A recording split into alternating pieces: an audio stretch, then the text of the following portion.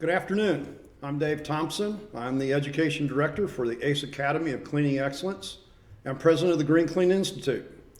Well, if you've been following me, you know that we've always got something to talk about, and today we're going to talk about a K-12 school and their journey to transfer themselves into a healthy certified school. Now, come on back after this message and we'll find out more about it. Live from Orlando, Florida, and the ACE Learning Center at Gym Supply, it's Beyond Clean with Dave, a weekly broadcast for professionals in environmental health services around the world. Your host is David Thompson, Director of Education for Gym Supply, and his mantra is, I am a janitor and I save lives. And now let's listen to Beyond Clean with Dave and today's guest at the ACE Learning Center in sunny downtown Orlando. There are three words on which I focus on each and every Friday afternoon. Those words, if you've been with me, are healthy, positive, and proactive. Now, today my guest is calling in from a K-12 school in central Missouri, where they've been on a decade-long journey to make a healthy and proactive school. They've made a lot of changes. So please welcome Wayne Schlotzhauer, who is joining us here from New Franklin Schools. This is just outside of Columbia, Missouri, in the center of the Show Me State. Well, kind of where I'm from. Wayne, are you there? Well, I am here. Hello, Dave. Good afternoon. I appreciate you being here. Is the weather better in March this year than it has been usually? Well, it's about mid-70s right now, but we're going to get some thunder here in a little bit, so we might ought to get on with this. Aha. Okay, so it's live. So if the thunder starts clapping, we know it's on your end, right? That's exactly right. Okay, but so before we get started, tell everybody, who you are, what you do, and what kind of a size of school are you at New Franklin? We're a small school. We have K through 12. We have around 450 students, and there's probably 70 staff. It's in a rural area in which we have a lot of crops, so we have a lot of pollen and allergens that come flying in off the river bottom. And I've been here for 21 years. I started in 96 and we've made a few changes in those years. So what is your job title? What do you do there, Wayne? I oversee the buildings and grounds. I watch over the custodians, but I also take care of design of the building somewhat and try and make the process of teaching as smooth as possible. That's my job. Okay, so now, folks, I said he's a certified healthy school. So what Wayne's going to do is he's going to kind of walk us through what they've done. And he said he started in 96. So what started this whole movement? I guess it's a movement, right? It was. We had a superintendent that was allergic to smells, all kinds of things. And I sprayed a herbicide, a ground killer, outside her window when we didn't have air conditioning. And she was gone for about a week. I didn't realize that the chemicals that we were putting outside was affecting the people that were inside. So that's kind of the thing that got us to thinking that we need to change how we do things relating to chemicals and what we bring into the building. So what'd you do? Close up the building, put air conditioning in so she couldn't get it, whatever you were smelling, or she's putting down? Well, we did. We have over a period of 12 years, we have air conditioned everything, but it takes time because you don't always have the money to do it all at one time. Right. But it took us over 12 years to get all the air conditioning in, but it took us a little less than 10 years to try and figure out what we were doing wrong and how to change it. Okay, so you were questioning what you were doing. So what was some of the things you were doing that you were questioning then?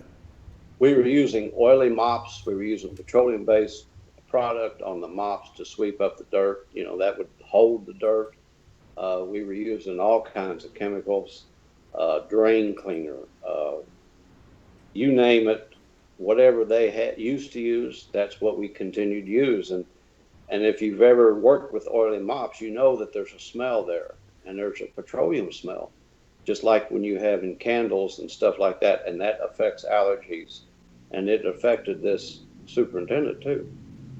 So we just started with that, and that's when we were looking for answers, and Dottie and Steve went to a trade show in which you were at, and you introduced them to microfiber mops, and like the no-touch cleaning.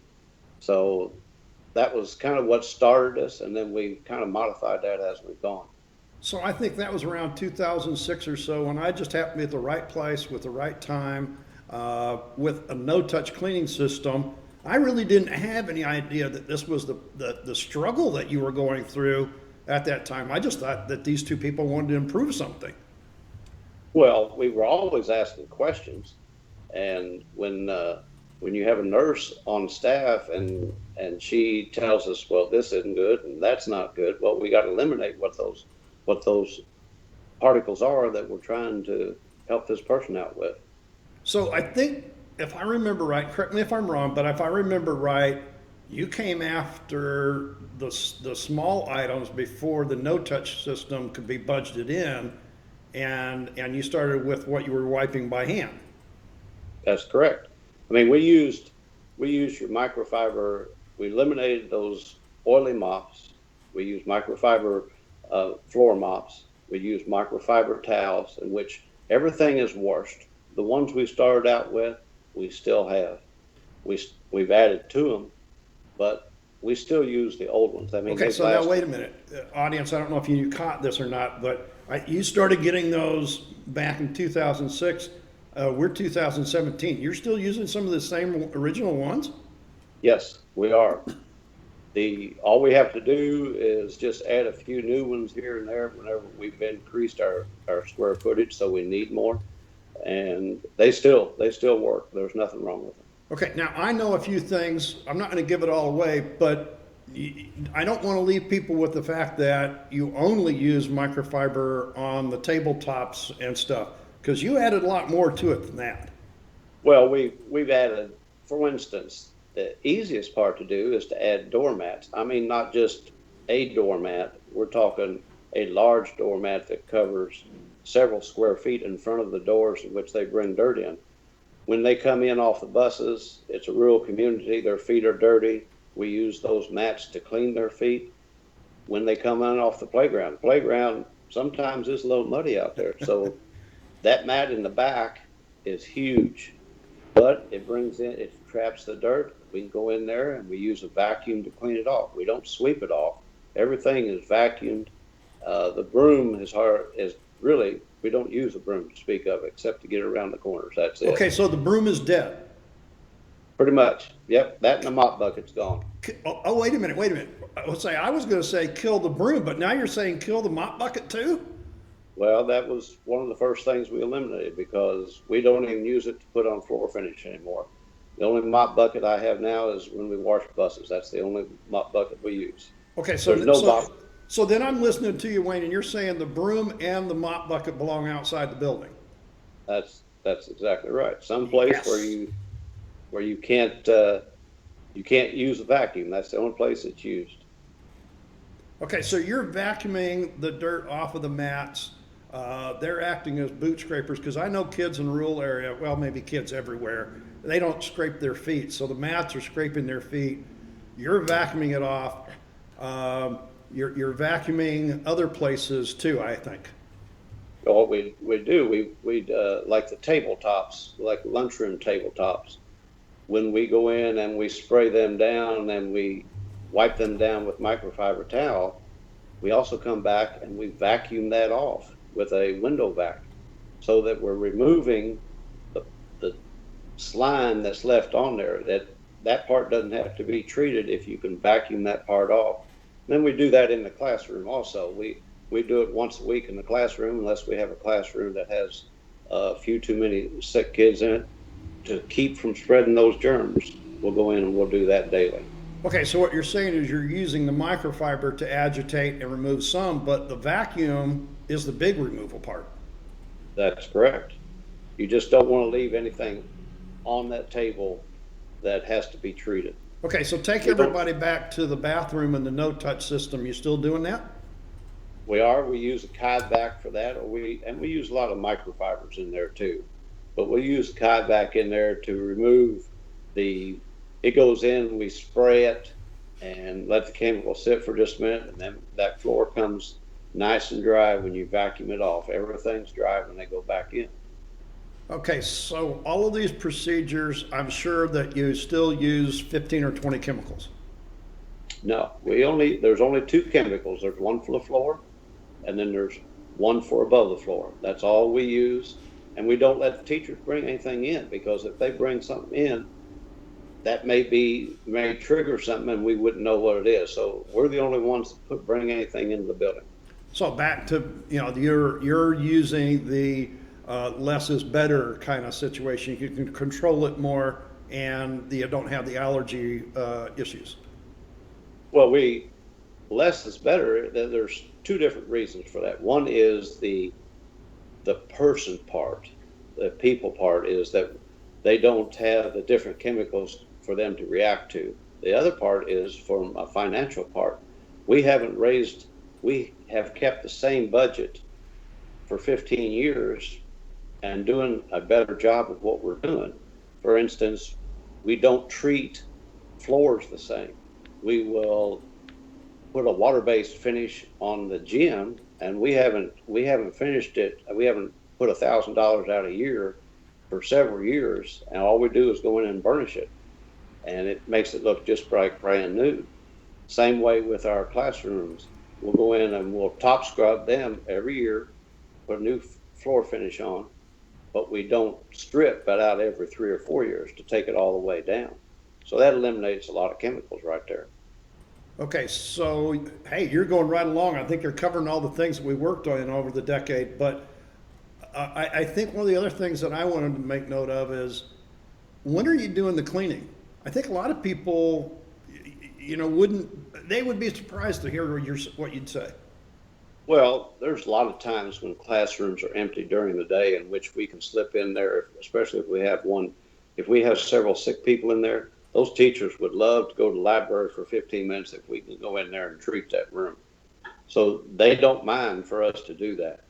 And there's times when they're gone for music or they're gone for PE that we can slip in there and we can clean that room. We do still clean the majority of it at night, but actually it's really in the evening. There's not anybody there past 6 o'clock. Now we do come in early in the morning and get a really good cleaning done, but we do a lot of it during the day. We just feel like the people want to be home, and they'd rather clean it during the day than they would at night anyway. Do you think that you're only doing day cleaning because of the size of your school? It's so small. Can anybody do it? Oh, anybody can do that. That's not scheduling in a school anymore. They don't stay in the classroom for very long. I mean, they're there. We have outdoor classroom. They go out there. There's always some place where we can go and clean. It's just a matter of communication. Okay, and so I heard you several times, Wayne, because you know what, when it comes down to providing a healthy atmosphere, everybody is saying, it's too expensive, it's a budget buster. But you didn't say that. No, it's not a budget. We're actually using less chemicals, and we're reusing the tools that we started out with. So it's a lot of manual work. There isn't any doubt about that. But we're not increasing our budget. I appreciate you taking time out of your busy schedule, because I know you also drive a bus too, and I've seen you out there mowing the lawn at the football field. I appreciate your time, but kind of close this up and wrap this up for my audience. Well, you just want to remember that if you're sweeping, you're spreading dust or dirt. All right. So the first thing is you want to vacuum everything as much as possible. And there's vacs out there that have been battery operated, that have gotten a lot less expensive, and they're easy to operate. Right. And we want to keep the pH to where we can remove soil without using a lot of chemicals. Okay. And then bring it right up with microfibers, wash them, and reuse them. Well, I think one of the things is, folks, what you've heard is he talks about removing, and he's kept saying this time and time again. And it's not because, Wayne, that I beat that in your head. Maybe I did, I don't know. But over 10 years, we did work a lot together. And I think the thing here is, what he's saying is, in a K-12 school where we're talking about young children, and we get, the visitors and stuff, but basically he's trying to keep them out of the doctor's office and out of the hospital. Next week, my guest is going to be talking about in a hospital And he's going to be talking about pretty much the same thing, removal. You can't kill it all, but you certainly can remove that food. Yep, that's exactly true. Wayne, I thank you a lot for it. I know that every week we have questions. You've been asking questions, and I think gaining knowledge is what you've done with it. Hey, you've done with the knowledge, and that's what makes it work. Well, if you know me, I still be calling you up and say, how can we do this a little differently? Because that's the important part. It's not necessarily how we buy something to kill it. It's how we do it differently. Wayne, hey, I may be down here in Florida, but you can call me anytime, and I've got some strict tricks up my sleeve for you in the next few months. All right, that sounds good.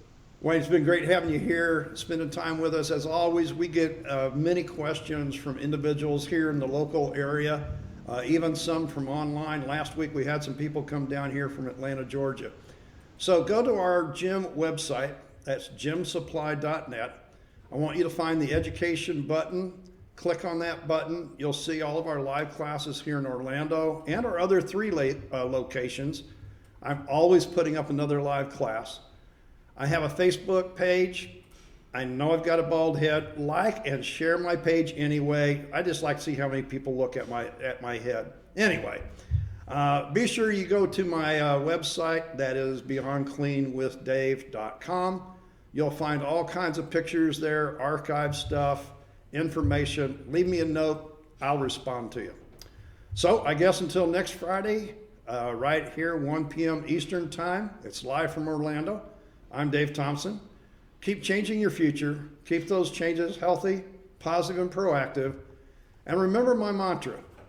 I am a janitor, and I save lives. Just a minute, though. Don't leave me. I'm going to come right back after this. I'm going to tell you what's up on our next calendar for next Friday.